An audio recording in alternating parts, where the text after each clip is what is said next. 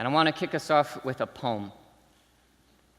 About sometime last year, I read a book called City of Thorns by this guy, Ben Rollins, and it's about people living in Dadaab refugee camp in Kenya.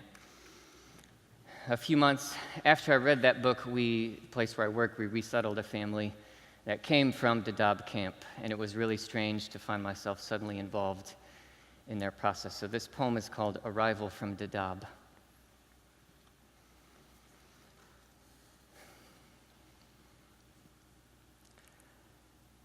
Three months ago or so, I read a book about the home you left behind today. I sipped Earl Grey in my bedroom chair, ran my finger over letters pressed black onto a page, and tried to feel the place, tried to hear it, tried to know it. A refuge hewn from dust and thorns that grew into a city no one wanted, a boomtown born from the jagged wombs of bombed-out homes, burnt-up fields, 400,000 people spilled out onto a rootless and shadeless plain, a shanty grid of number names like Section 4, Block 2A, where living is waiting. Waiting for a new ration card, waiting for a day's worth of rice, waiting for a text from a brother who finally paid a smuggler to just get him out, waiting for Al-Shabaab to cancel their kill list, waiting for the missiles and bullets to sleep for a while in their dark dens. It's a place of restless and caged potential where more than anything, I suspect people must wait for the world to finally offer them something dignified. So when the government gave word that you would come to Chicago and they asked me to find you an apartment, I wanted so bad to give you something stable, something safe, something good, something whole. I wanted you to ride the sunlight straight to O'Hare Airport. I wanted for your feet to touch down on the golden ground of American opportunity. This city has stunned the world so many times after all.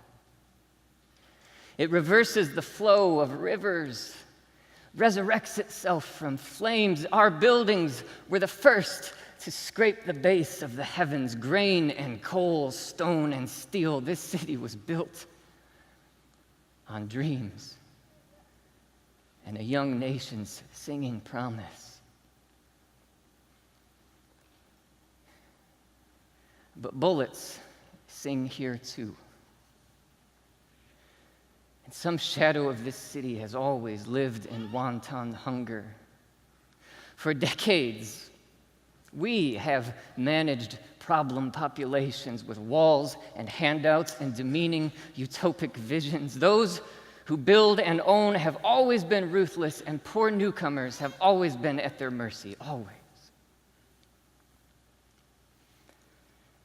So today, while we hauled the kitchen table up to your tiny one-bedroom apartment, just a few hours before you landed, I smelled urine soaked into the soft wooden steps behind the building. I watched a cockroach scamper underneath the stove. I pictured your new landlord's crooked grin. I ran my palm across the blonde floorboards, warm with sunlight pouring in from above the shaded courtyard. There were tiny flecks of dust suspended in the rays. And in that moment, I tried to picture you. Somewhere over the Atlantic, westbound. I tried to feel that place, your place, the place between places. I tried to know it, tried to slow my blood and breathe it in. And then I took a copy of your front door keys. I laid them down on the table. I flipped on the lamp. I half drew the curtains. And I left that tiny apartment with a prayer.